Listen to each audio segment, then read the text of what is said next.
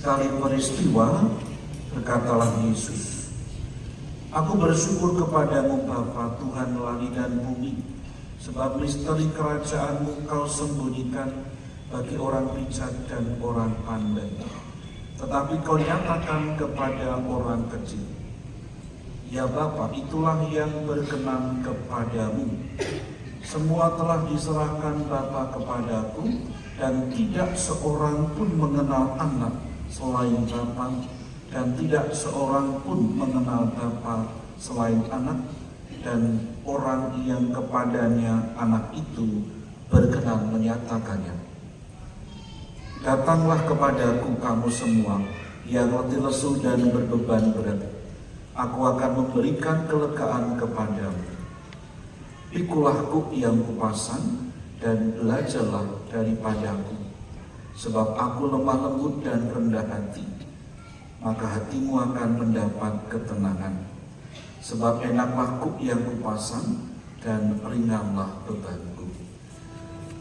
Demikianlah sabda Tuhan.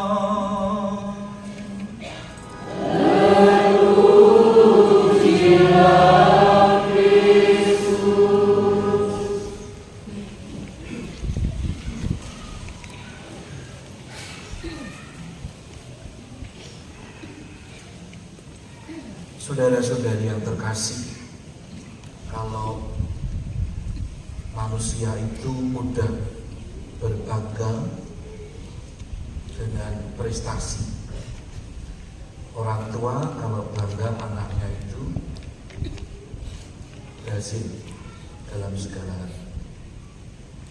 Pasti hari ini banyak orang tua menantikan anaknya lolos tes pegawai negeri atau tidak. Tinggal nunggu jadwal ujian, lalu nanti pengumuman akan berhasil atau tidak. Atau orang yang sedang menantikan pekerjaan baru, pasti setelah berhasil akan merasa bangga, gembira, bersyukur.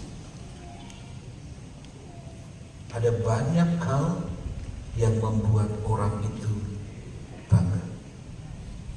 Saudara-saudari, ada bangga jadi orang Katolik? Buktinya apa?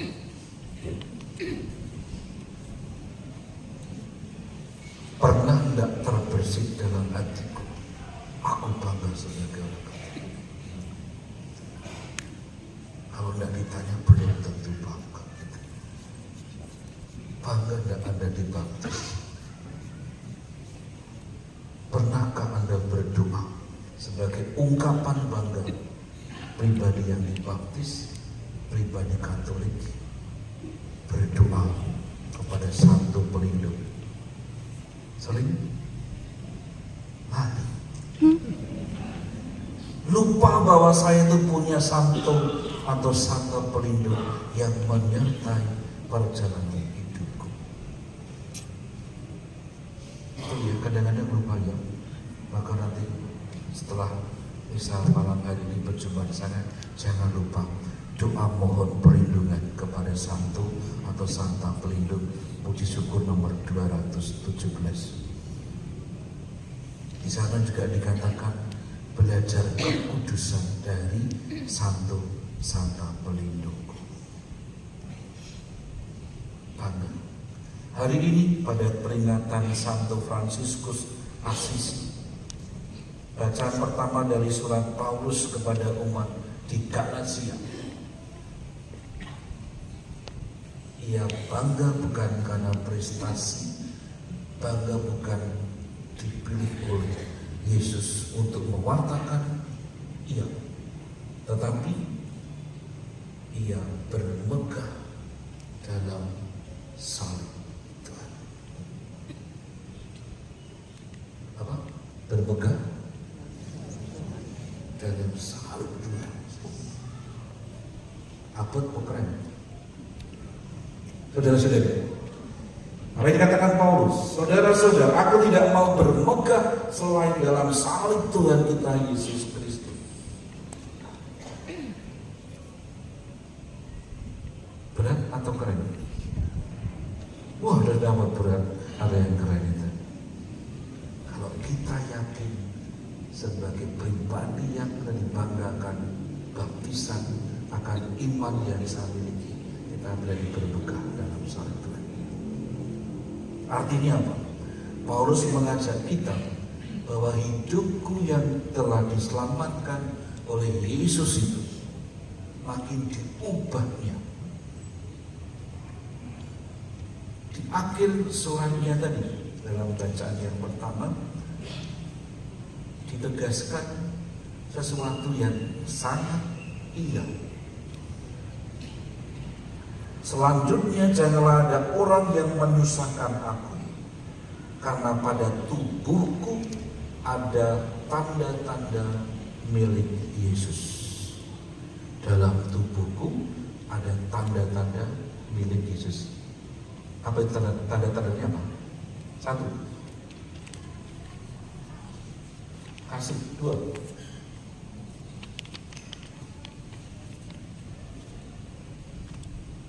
yakin dalam diri Anda ada tanda-tanda Yesus, saudara-saudari?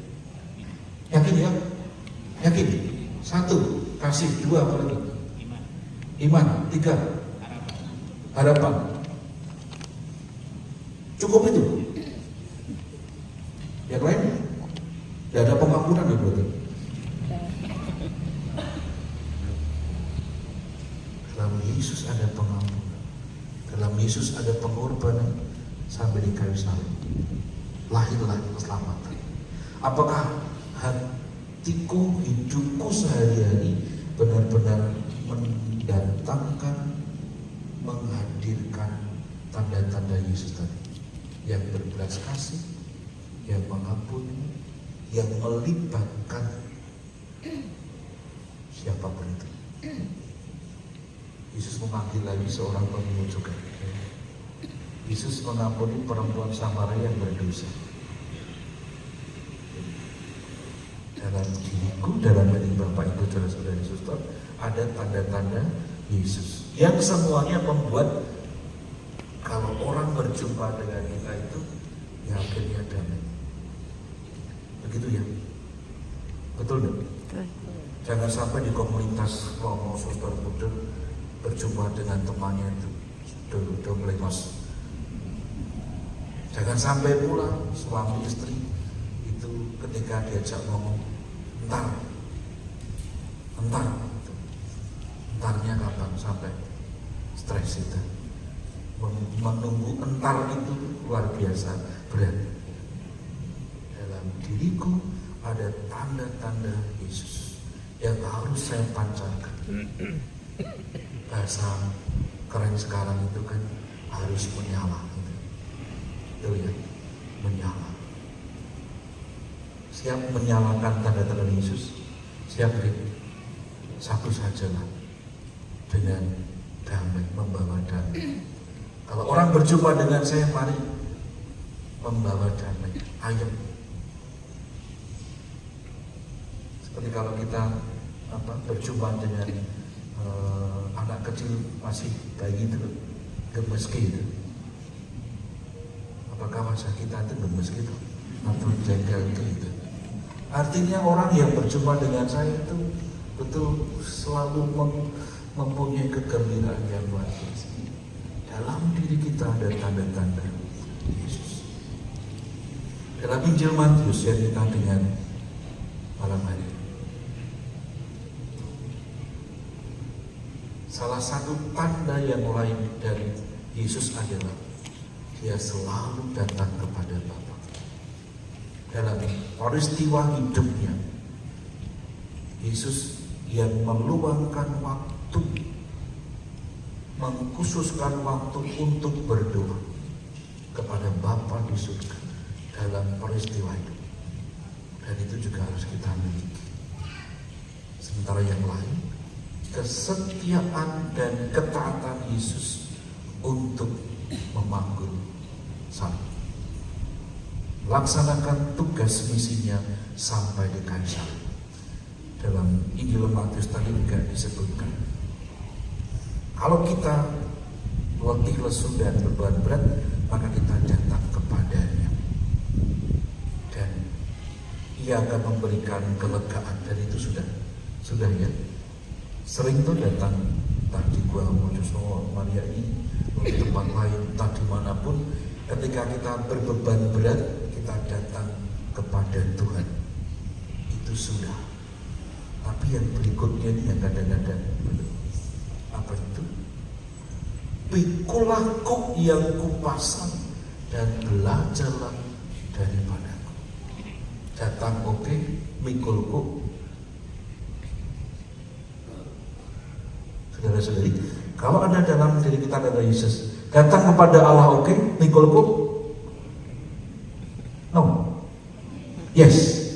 Yes di sini dalam hidup. Si Romo kayak roda abot, baru berat. Ketika kita punya tanda Yesus, datang pada Bapa, yes, mikul beban salib kita, oke, yes. Maka dalam diri kita banyak yes. Karena tadi kita memiliki tanda-tanda Yesus. Dan akhirnya tugas perusahaan kita itu mewartakan kerajaan Allah. Beberapa hari ini saya amat gembira dan bersemangat untuk menyampaikan ini. Kita dipanggil semua untuk mewartakan kerajaan Allah. Setuju ya? Apa itu kerajaan Allah? Paling mudah damai. Tetapi acap kali kita seperti para murid yang tidak fokus untuk mewartakan kerajaan Allah itu, namun memperebutkan kerajaan Allah. Beberapa bacaan kemarin kan begitu, dan itu seringkali terjadi di antara kita. Tidak mewartakan menghadirkan kerajaan Allah, sukacita, damai, cinta kasih, tetapi memperebutkan siapa yang terbesar, siapa yang baik. Maka saudara-saudari, kita dipanggil oleh gereja, oleh Allah sendiri untuk ambil bagian dalam karya pewartaan Kristus itu. Caranya di paroki kita masing-masing itu banyak kesempatan untuk melayani.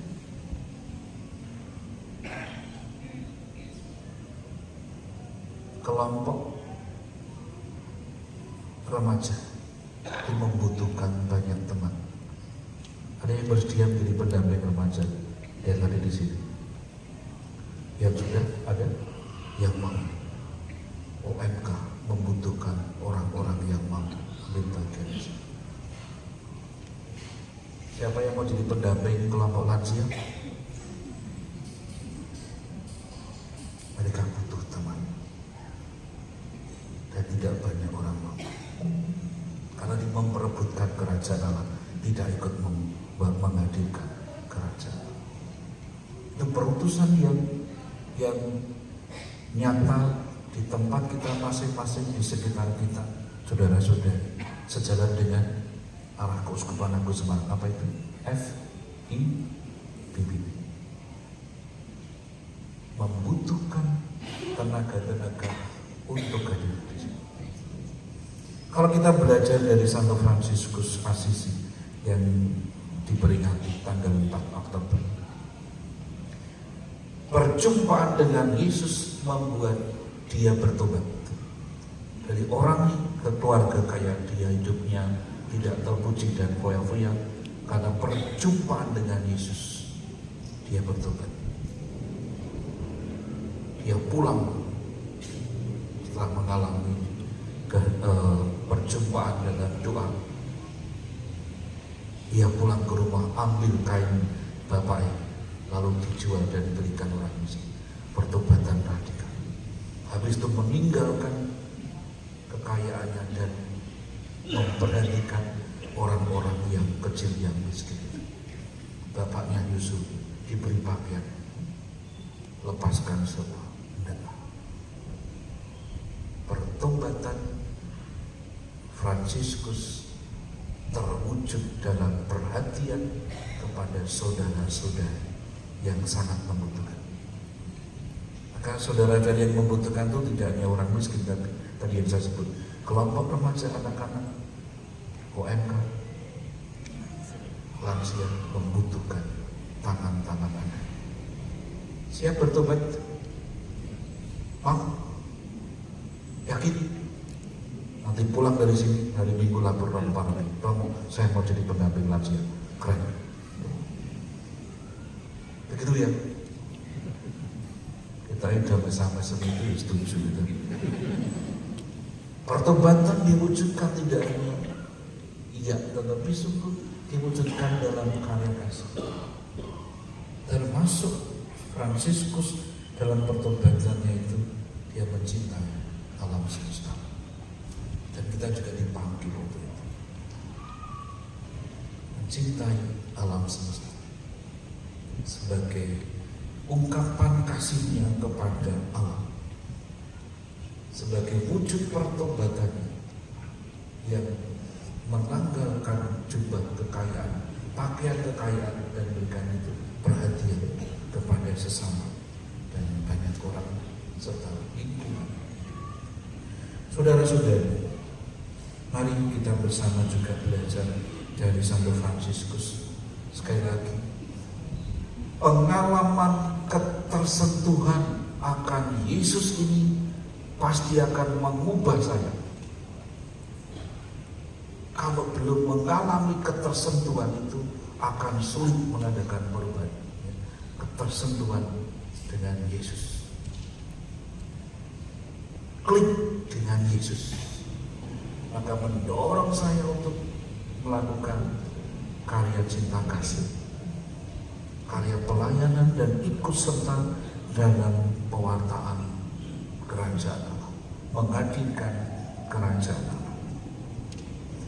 Saudara-saudari, mari kita yakin akan tanda-tanda yang ada dalam diri kita, yang tanda-tanda Yesus.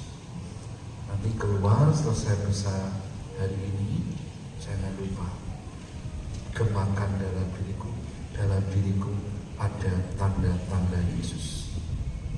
Sabar, metu saka parkiran, sabar, nek sing nesu berarti harus bisa heri bisa.